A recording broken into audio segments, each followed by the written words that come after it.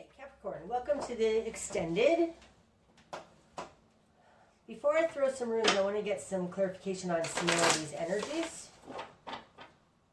So I'm going to use the Wild Unknown Animal Spirit deck for that. I want to get some energies on this Hierophant. This is kind of God's will doing for you, something like that. But the Hierophant is a person, so I think it's you, so let's just see. Clarification on the Hierophant, please. Clarification on the Hierophant, please.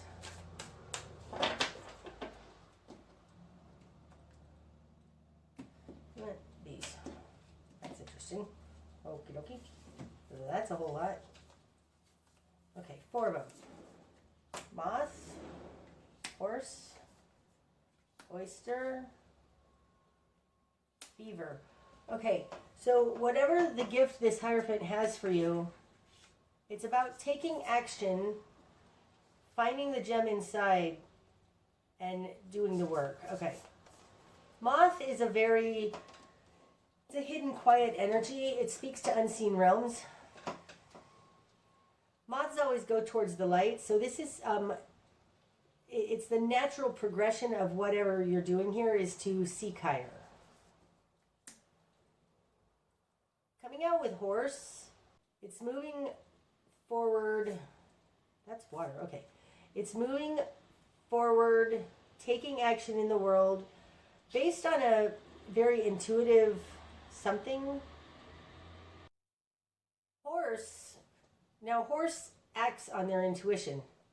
This is the most powerful in the earth element animal oracle cards. But it's very connected to something higher, this horse. And it takes action on that knowing. And I would say this feels a little like an ascension kind of energy. Moving towards the light because that's the natural progression of things. And you are... feels active. It feels like almost like a preacher or something. I mean, I don't think that's it, but it's like you moving forward very knowingly. This feels very similar to the energy of the Hierophant, okay? Moving forward in touch with unseen realms. By doing so, you're going to run into an oyster. Oysters are a very closed system, but there's a pearl of knowledge inside there. This looks like moving actively towards the light and finding the pearl of wisdom in there. And then you have beaver. Now, beaver is a very friendly, hardworking energy. This is the alchemical symbol for water, so it does speak to this water realm. Beaver they work in the water realm. Oh, it's interesting. Beavers build dams.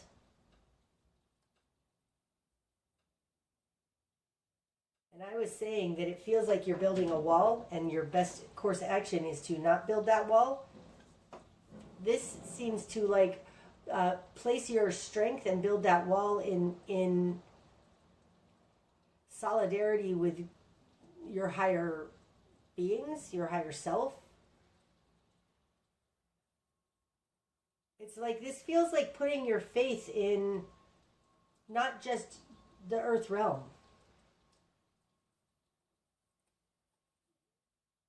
Move towards the light, but move forward, actively move towards finding this pearl. That's how you are going to live on the earth in the water realm. That's very Hierophant-like. Okay. Okay. I also want to go into this Ten of Cups energy. So this is your best course of action, and it has to do with seeking the best solution for everyone involved. Thank you. 4 of them. I can handle that. Bear. Bear is a very grounded, protective energy. It's also somebody just waking up, so kind of like moving towards the light. Like you might be in the middle of you may have just started an amazing awakening. Elephant. Holy cow. Now, Elephant reminds me very much of this Queen of Wands. Elephant, this is the most powerful card in the fire suit. So now we have the most powerful card in the earth suit and the most powerful card in the fire suit. This is Ganesha. Ganesha is truth, power, standing up for what's right. Nothing, it's unstoppable. Bear is pretty darn unstoppable as well. Earthworm. Oh, wow. Talk about a different kind of energy. These two, Bear with Ganesha and Earthworm. Earthworm is a seed point. It feels like the beginning of a starseed awakening. Because earthworms are totally vulnerable. They have to hide in the soil. I mean, if they were out in the sunlight, they get shriveled up, they could get trampled on. They're very gentle, tender beings. And Owl. Now, Owl is a messenger from hidden realms.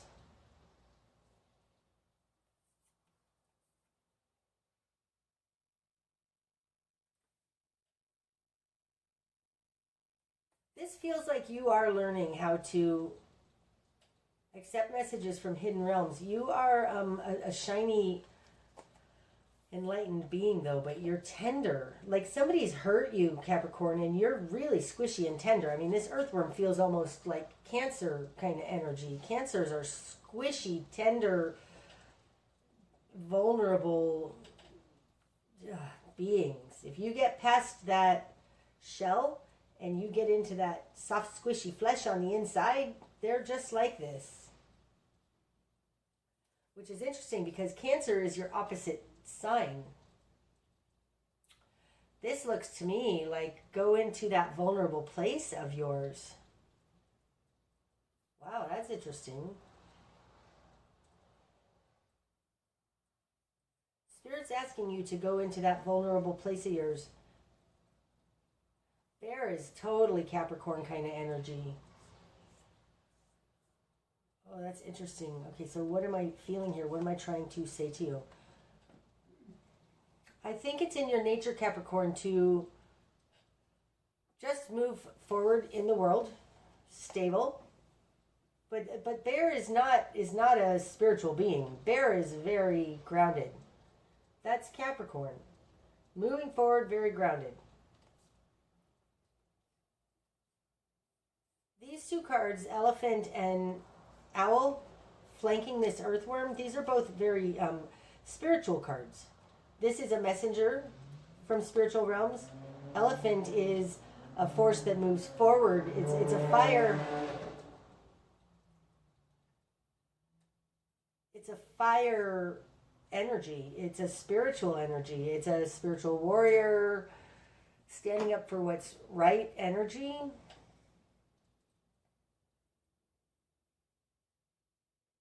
I think this is saying that Spirit is asking you to move forward in alignment with Spirit. Understand the messages you're getting. It's going to make you vulnerable, but this also looks like you're protected.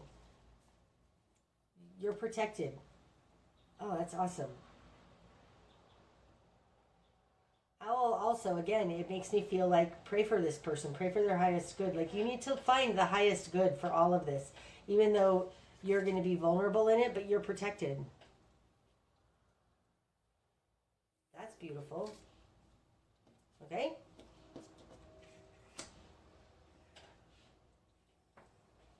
I do want to go into this King of Swords energy, but not with this deck. What do I want to use?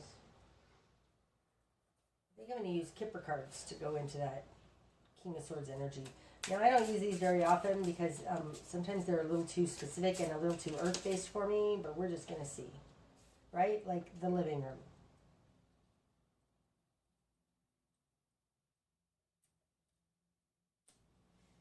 I want want to say elephant in the living room, but that I don't know if that's actually valid. Let's see. What else about this King of Swords energy that needs to fall away? The thievery. And occupation. That's interesting. This looks like you let somebody in. Ooh, wait. Thievery and occupation. Okay. The living room. This looks like you let somebody in, wow. Ooh. Into this inner realm of yours. Right into your living room. Right into your home. I feel like it's, I don't know the word. It's a metaphoric living room. Like, you let somebody right into your house. You opened the door and let them in. Come into your living room. And they took from you. They took advantage of you. Absolutely, they took advantage of you.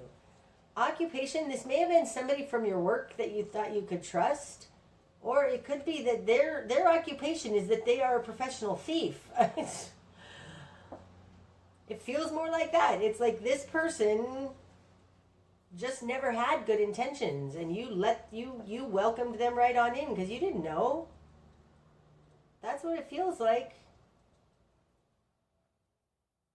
Wow. There's a very naive energy about this combination. And I don't remember where we were talking about naive, but I feel like it was here somewhere. Was it here in the... Yes, the Page of Cups. Your current position.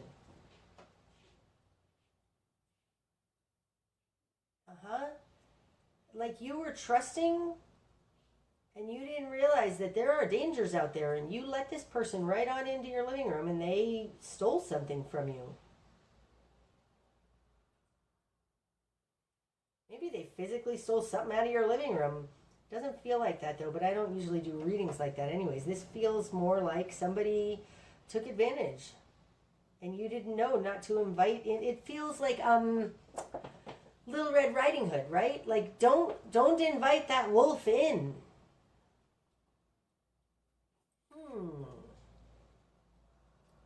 And now with the Queen of Wands, you're like, I'm taking up arms, like I'm not naive anymore. You're protecting yourself.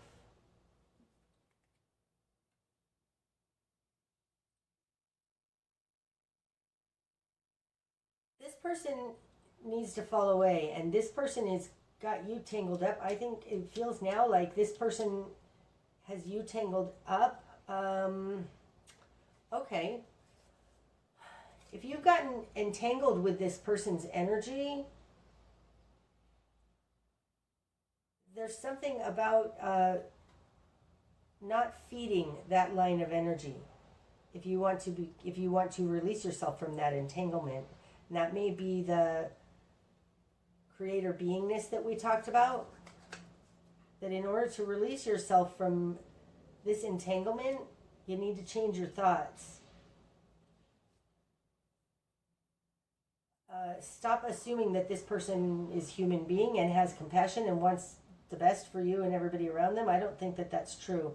But I do think that if you are hanging on to them mentally by hating them, by cursing them, you're actually keeping yourself tied to them. It feels something like that. This person came into your house and wrote on your walls. Like they weren't nice. This feels like there's energetic cords here. And the way to release those is to pray for them. Release it to God. Give it to God. Oh, that's what it feels like. Especially with this Hierophant. Okay, so maybe it's not that you're keeping yourself stuck. It's that these cords, there's a link now between you. And you need to release it. Just keep releasing that cord. Release it, release it, release it. And know that every time you're spinning in how unjust this was, you're actually binding yourself more to them. So this whole idea of like pray for them, do the opposite of what you normally would do because you are creating a tighter bond with them when that's not what you want. Turn this over to God. You really don't have any other choice but to do that. It's out of your hands. Give it to God. Oh, that's interesting. Oh, that's super interesting.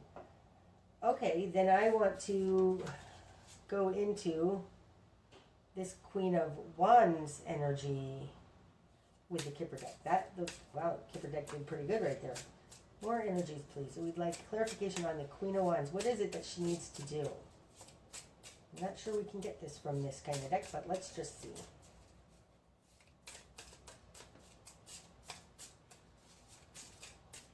See if any fall out. Otherwise, I'm not going to read it. Oh. Big luck. Well, that's good. I want both of these. Big luck, success in love, and a military. Oh. Okay. Now this a military could literally be, this is somebody who's in the services, or he's, in town for a little while and then going to be leaving. Let's see. Big luck, success in love, and military. Regarding this Queen of Wands.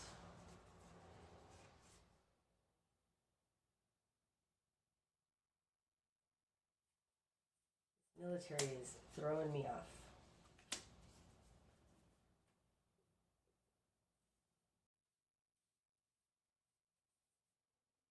Okay. The Queen of Wands is Wands. She's part of the spirit suit. She knows how to make things happen. It's like the female version of the magician, okay? Taking her power. This military right now is like standing in her power. Just looking at the card itself, it's like standing in your power and protecting. This is protective.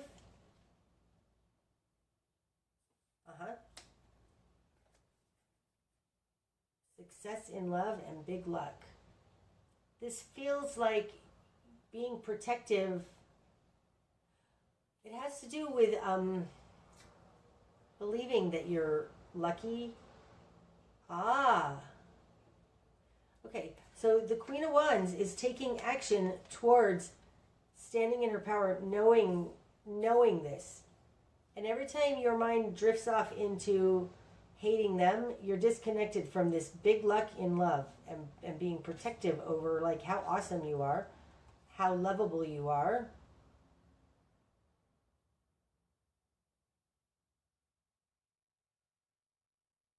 Man, whatever this person did, they really knocked you back a notch, Capricorn, in your feeling lovable. And I think that you can, with the Queen, that's what it feels like. The Queen of Wands, she can protect herself. She doesn't have to build a wall. That's what it feels like. She's got this wand, just like this military protector guy has this staff wand, whatever he's holding there. This feels like the same energy. This feels like you don't have to build a wall up because you are able to protect yourself, discern. This situation is actually proving that to you. Oh, wow. This situation is proving to you that you can protect yourself. You don't actually need a wall. Don't build a wall, because if something comes at you, you can take care of it. You're powerful enough for that.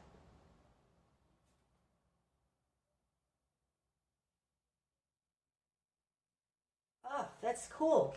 Capricorn, don't build a wall up against this person. This person got into your personal space.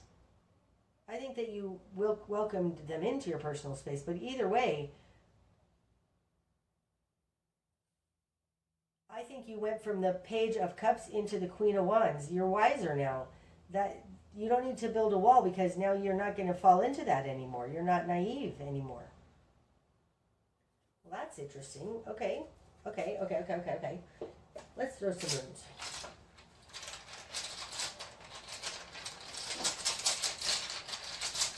Runes for clarity for Capricorn, please. More clarity for Capricorn, please.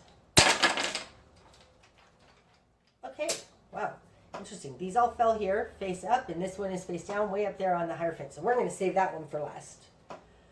Okay, this rune. This is Kenaz. It means torch. It basically is like a flashlight, and it's here on this Six of Swords card. I do think you are running away from it. You are lighting it up. You are looking directly at it.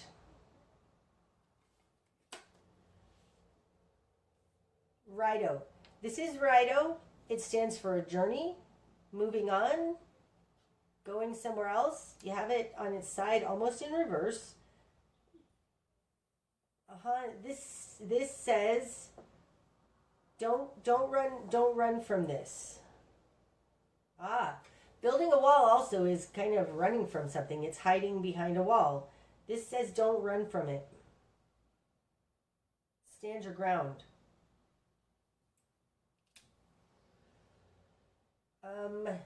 Here, these two runes falling on top of the Queen of Cups in what you're going to struggle with. This is Uruz. Upright, it's equivalent more or less to like the Strength card. It's an interior fortitude and strength. It's coming out in reverse with Pertho. Pertho is like an esoteric birth canal. It's like being born into some new something.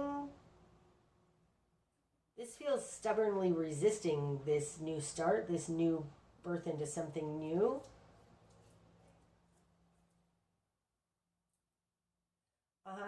I think that this Queen of Cups in what you're going to struggle with is because staying open is contrary action for you. You're not used to doing that. Okay. This is Manaz, and it's falling on top of the Page of Pentacles in reverse in your best course of action. Manaz is the self. It's humanity. It's the individual. But to me, it talks about how we reflect each other, back to one another.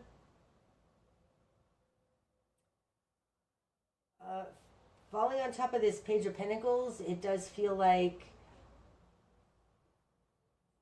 this person was reflecting back to you a lack of confidence. And I say that because this happened when you were still in Page of Cups kind of energy.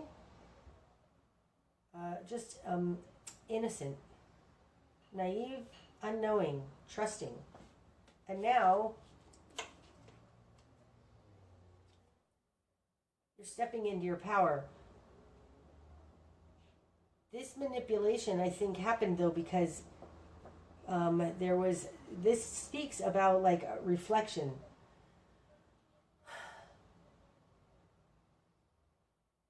Move towards who you truly are, because this is Manaz itself. The Page of Pentacles also talks about, Pentacles are in the outside world. These are not of the self. This is the world around us. And the direction you need to head is more towards an interior understanding, strength, knowing.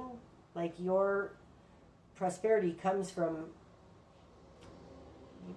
being in touch with yourself. Ooh, that's interesting. This also says to me now, because we've got this thievery card here in them. And we started out with the Seven of Swords up there. That's thievery. This says to me, they can't actually, they can't take it from you. They can't take it from you. What is yours is truly you, cannot be stolen. What's important can't be stolen. The direction you need to head is the Page of Pentacles in reverse, like a less dependence on the outside world, what the outside world thinks of you, because what's truly valuable is inside, and that can't be stolen. So if they took something from you in the real world, something tangible, something physical, how important is it? How important is it? Because what's truly important can't be stolen. And I think that they can't be broken down either with you having the Queen of Wands in your new perspective. You don't need to go anywhere. Righto on its side is you don't have to go anywhere. There's no journey to take. This is an inner job. What you're learning here is an inner job, and that would also be spoken to with this Hierophant. Now let's see what this is. This is Iwaz. Iwaz speaks to being in a defensive position. It's similar to this.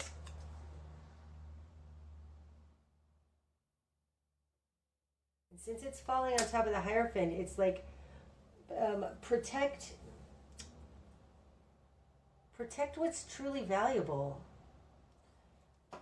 Defend your connection to God. Strengthen your connection to God.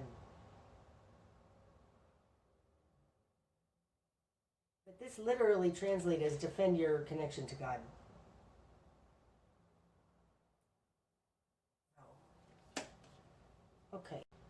Okay. Let's get an archetype or two, or however many you want to come out, for a greater energy in what it is that you're actually dealing with. What is the archetype that Capricorn is dealing with? These are all wanting to stick together. Let's see.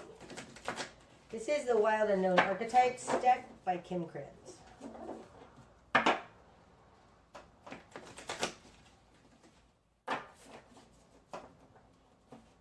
Okay.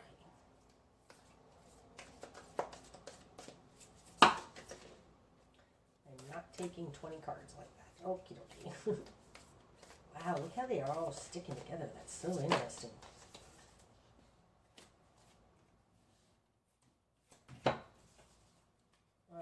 I can take 4. That's okay. We have the Castle, the 1, the Thread, ooh, and Kairos. Oh, that's a good one. Okay, let's see what it says. The Castle, that's number 43. Number 43.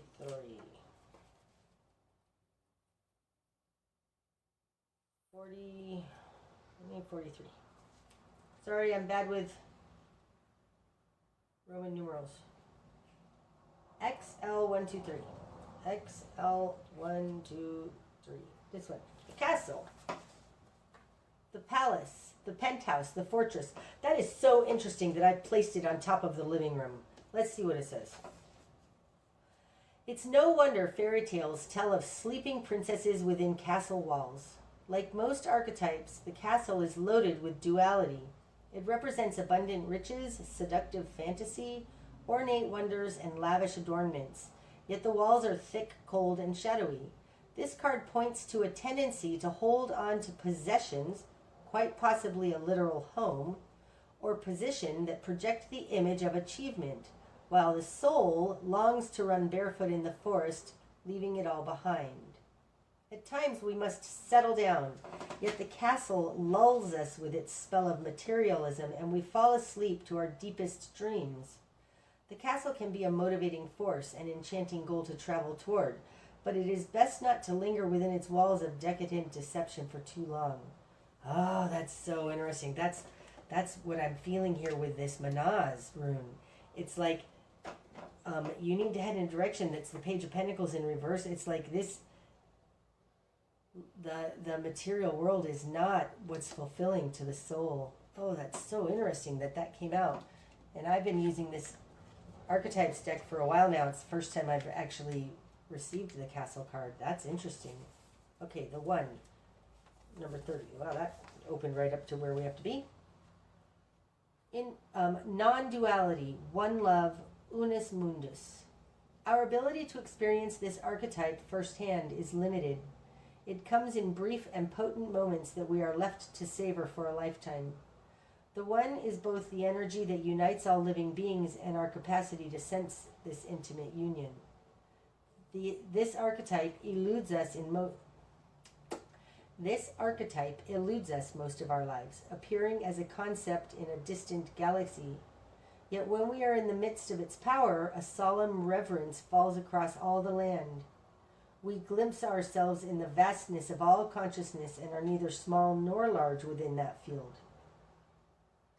This feels like the duality in the Hierophant. We are neither important nor unimportant.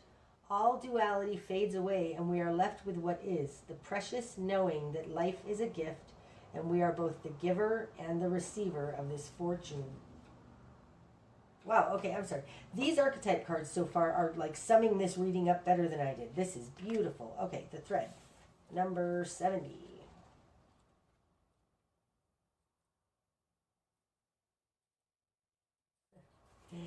Really, I'm trying to get there. Number 70. The thread. This deck has, I think, 78 or 79 cards. The last 7 or 8 are really, really important archetypes. Kairos is one of those. And it's interesting because this number 70 is the last card before those major archetypes. The thread. The path, the vein, the circuit. Life is a tangle. So much happens simultaneously and circuitously, leaving us grappling for meaning and direction in a network of distractions. When we connect to the energy of the thread, however, we strike the deepest vein in the body. Our whole being responds to its tug. Meaning is pumped through our bloodstream. Our mind and spirits are lifted. We remember who we are and what we came into this world to do. Though this happens on the most profound level, it could be the simplest incident that activates the thread. A song, an image, a conversation heard in passing. No matter how confusing and multi-layered our modern lives become, if we are connected to the thread, we are free. Being tethered to it is the only anchor our heart requires. Oh, come on, this is so beautiful. This is so beautiful. Hierophant, beautiful. Okay, Kairos. That's 76.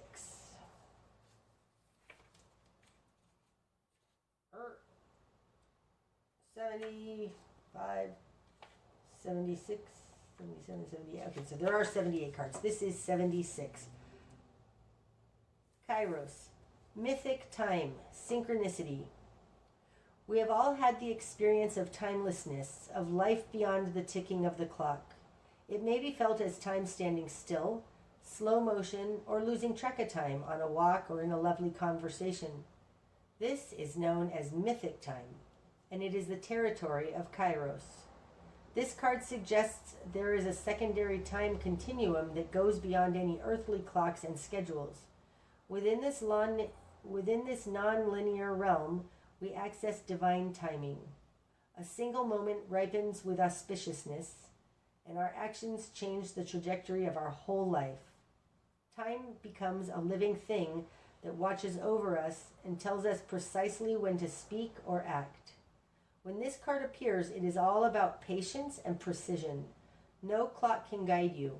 Wait for the rush of inner knowing and not a moment longer. Oh, that's interesting. And it's connected to the thread. It's like you are, with this Hierophant, understanding this. That's kind of what this Ace of Pentacles and Ace of Wands in reverse with the Seven of Cups in reverse. It's like you don't really have a choice here. This is kind of talking about a predestined thing. You are going to come into, I think, with Moth and all of this, you're going to find the gem in all of this, which is your connection to God. This pearl is your connection to God. You are protected. You can actually put into practice higher spiritual principles in the world relating to this very mundane, crappy thing somebody did to you. You can use higher principles to deal with that. And in doing so, you're going to connect more deeply to the all via this thread, to the all, and see how God's timing works and how spontaneity can happen. That's beautiful. Okay, Capricorn, I hope that that's helped. it clarifies some things for you. Until next time, namaste.